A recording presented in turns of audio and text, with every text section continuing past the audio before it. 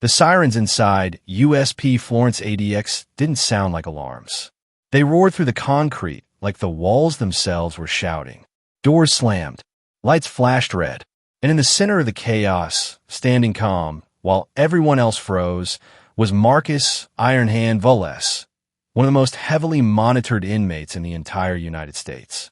His arms were covered in dense black and gray tattoos, symbols woven together like a private language. Broken chains around his wrists, a compass, a wolf, a coded date on his forearm.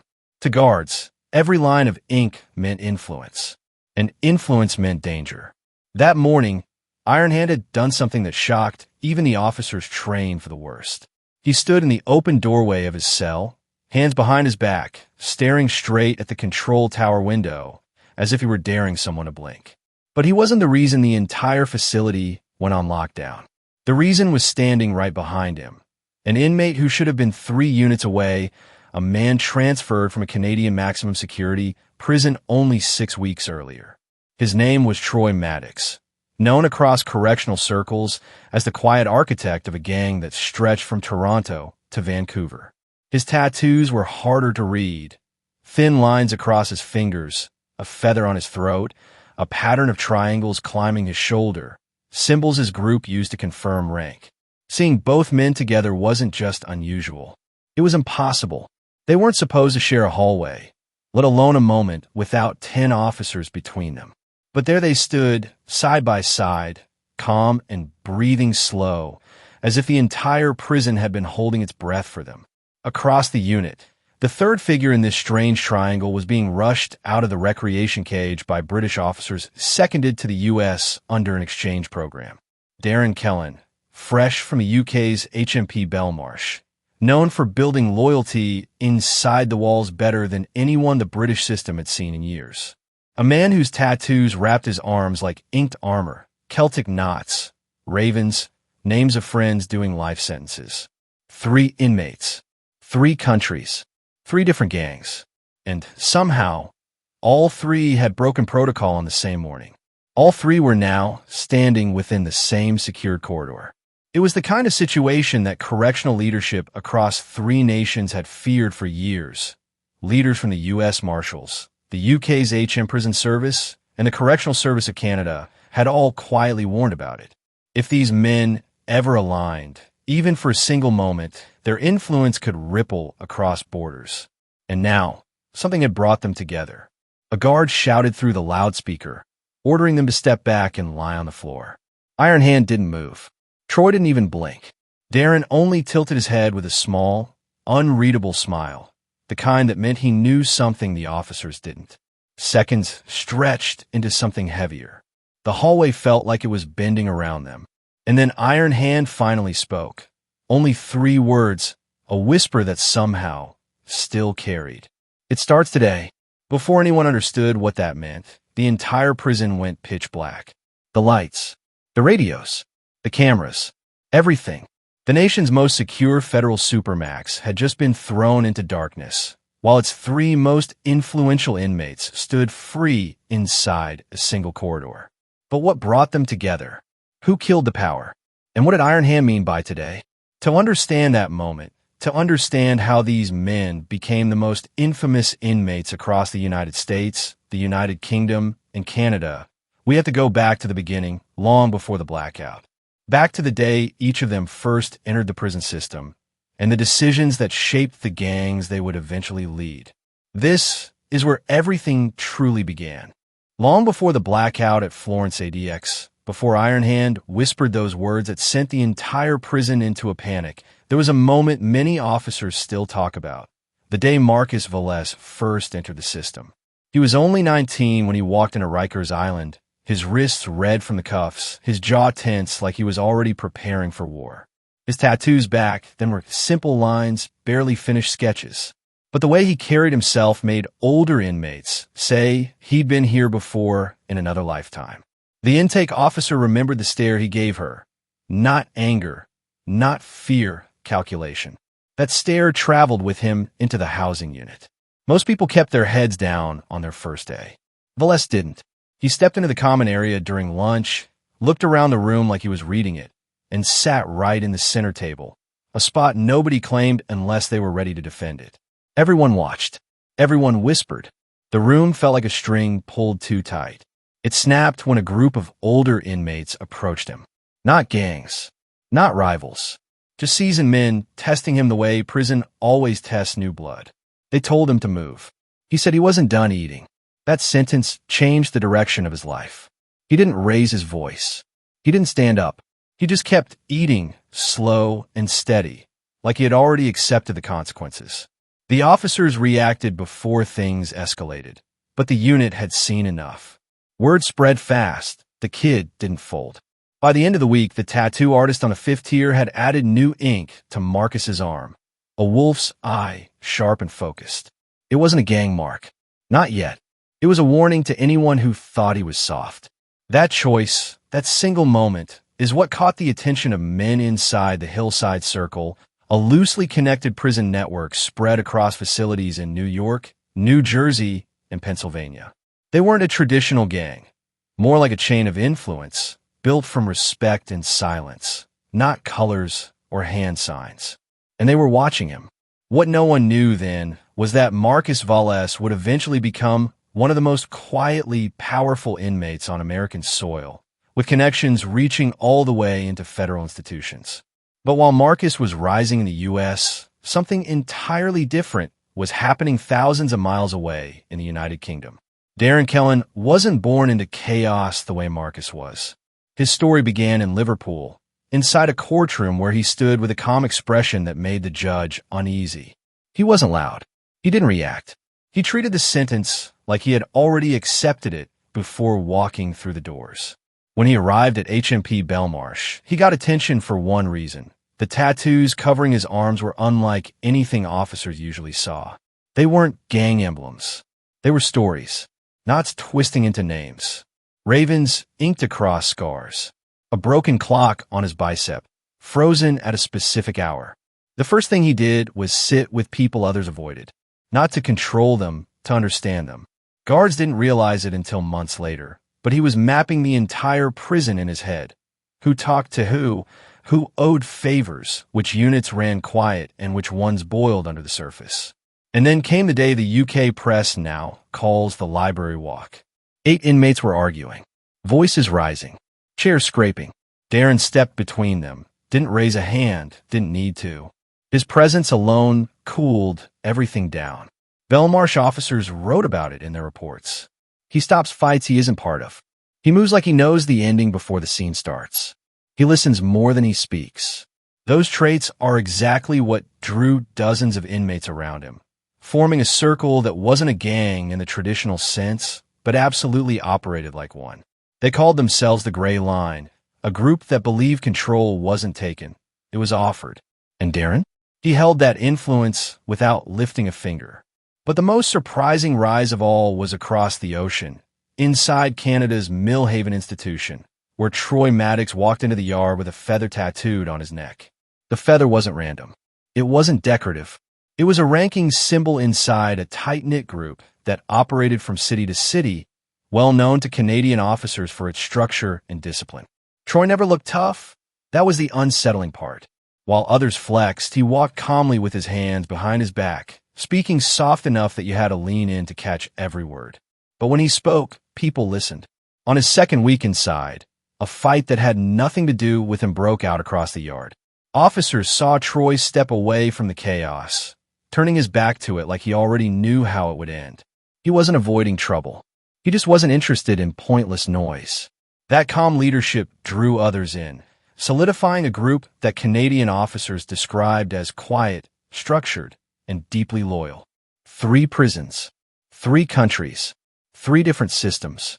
And somehow, these 3 men, Marcus, Darren, Troy, were building influence at the exact same time in places that had never shared information about them.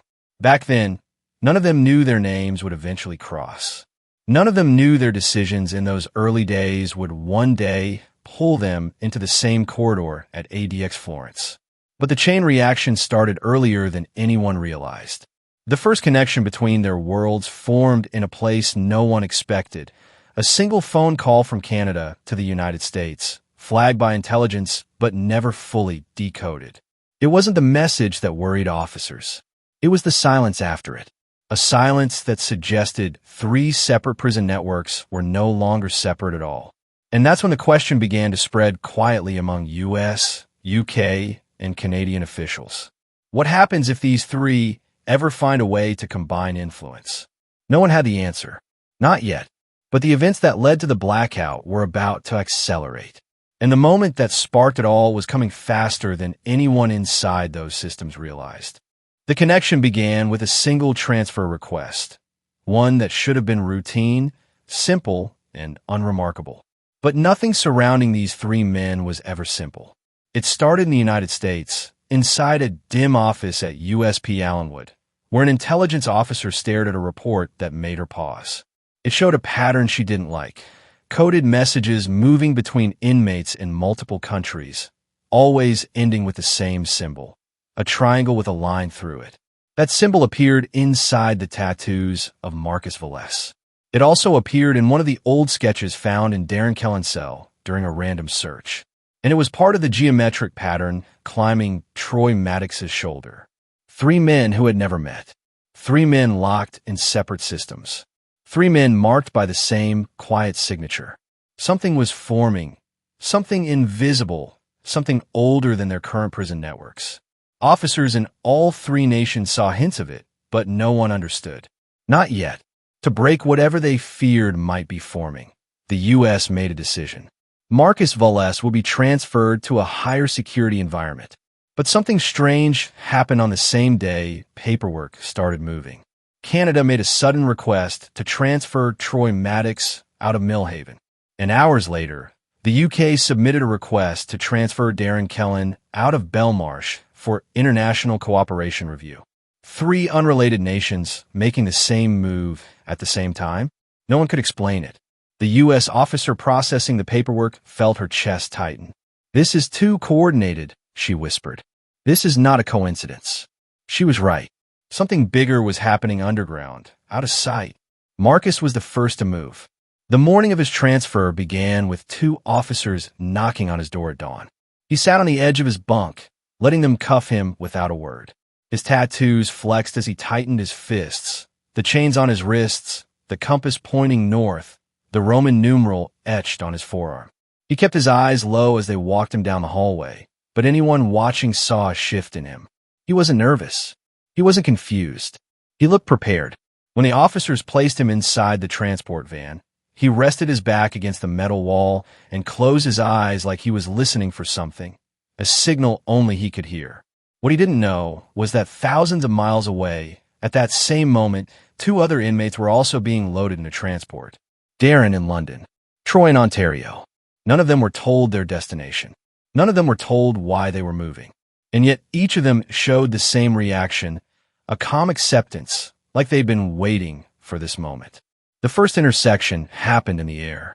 At 3:21 p.m. Eastern Time, a private federal transfer jet lifted off from New York heading west. 20 minutes later, a Canadian CSE aircraft took flight from Ottawa, heading south. And shortly after, a UK secure transport helicopter crossed London airspace, carrying Darren toward a military airfield.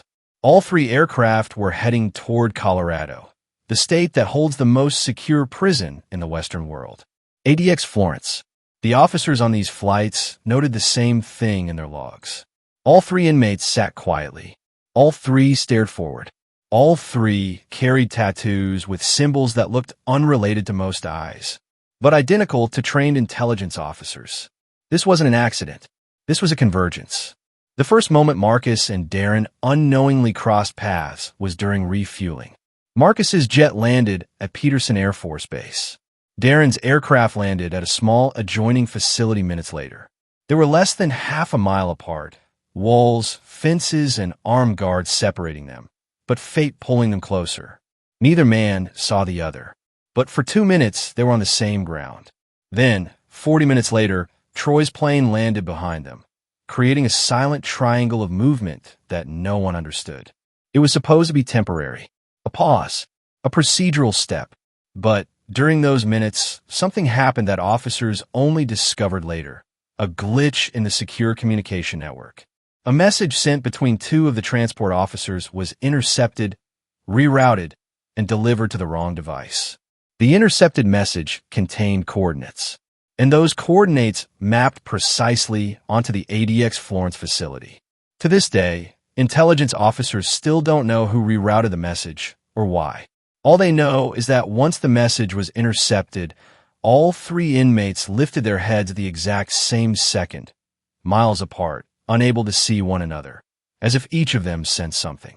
A connection forming, a path aligning. The world didn't know it yet, but the blackout had already begun its countdown. When Marcus arrived at ADX Florence, the officers moving him noticed something unsettling. The moment he stepped through the gates, he didn't look around in shock like first-time transfers usually did. He looked at the walls like he recognized them. Troy arrived next.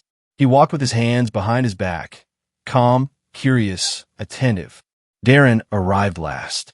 He stepped off the transport with that same quiet confidence he carried through Belmarsh. By nightfall, all three men had been placed in separate units. But the strangest part? Each of them asked the exact same question during intake. Who else came in today? Not where am I? Not how long will I be here? Not what's next? Just one question. The same one, repeated across 3 countries, 3 personalities, 3 different histories. The officers gave the same answer to each man. Doesn't matter. You won't be seeing them. But that wasn't true. Because 4 days later, for the first time, all 3 names appeared together on a single internal report submitted by an intelligence analyst. And line by line, she wrote the words that shook her system. These men are acting like they're waiting for something. Whatever they were waiting for, it was coming soon. And the first real turning point, the spark that connected their worlds forever, would happen inside a place known for complete silence. The ADX control yard, where 3 paths finally crossed in the open air for the very first time. Everything that happened, from Marcus refusing to move on his first day at Rikers, to Darren controlling chaos with a single stare inside Belmarsh, to Troy walking calmly across the Canadian yard with that feather tattoo on his neck. Every moment was leading here. Every decision, every transfer, every symbol buried in their ink. Every quiet step through those cold ADX corridors. They didn't know each other. They came from different worlds, different countries, different histories, different scars. But when the gates of ADX Florence brought them into the same concrete yard, something ancient and unspoken clicked into place, like 3 pieces of a lock finally finding the shape they'd been waiting for. Marcus stood like a storm that had learned patience. Darren watched everything like he could see futures forming. Troy moved like he was following a rhythm the world couldn't hear. 3 minds, 3 leaders, 3 rising forces from the USA, the UK, and Canada, now standing shoulder to shoulder in the most secure prison on the continent. And in that brief blackout, those few seconds when the cameras froze and the lights blinked, something passed between them. Something officers didn't see. Something the systems didn't catch. A message. A plan. A beginning. Because that moment wasn't a mistake. It wasn't luck. It wasn't coincidence. It was the activation of something bigger than any prison wall. The first spark of an alliance that had started forming years before they ever met. A silent network built from influence, respect, and the kind of loyalty you don't earn unless the entire world has already tried to break you. From Rikers to Belmarsh. From Millhaven to ADX Florence. 3 paths have been running on their own tracks, never touching, until one day they simply aligned and collided. And now, the triangle is formed. The connection is real. And the blackout was only the opening move. Because the truth is, what happened in that yard wasn't the climax. It was the warning. A warning that the most infamous inmates alive weren't done. A warning that their influence wasn't contained. A warning that something far more dangerous was coming. Something strong enough to make 3 nations look at each other and finally ask, what do we do when the people we fear most stop acting alone? Whatever answer they come up with, it won't be fast enough. Because Marcus already knows the next step. Darren already knows the timing. And Troy, he's already listening for the moment the world goes quiet again. That same silence right before the lights fall. The real story hasn't begun. Not yet, but it's coming. And when it hits, every prison system across the USA, the UK, and Canada will understand exactly why these three men were never meant to meet, and why stopping them now might already be too late. This is just the beginning.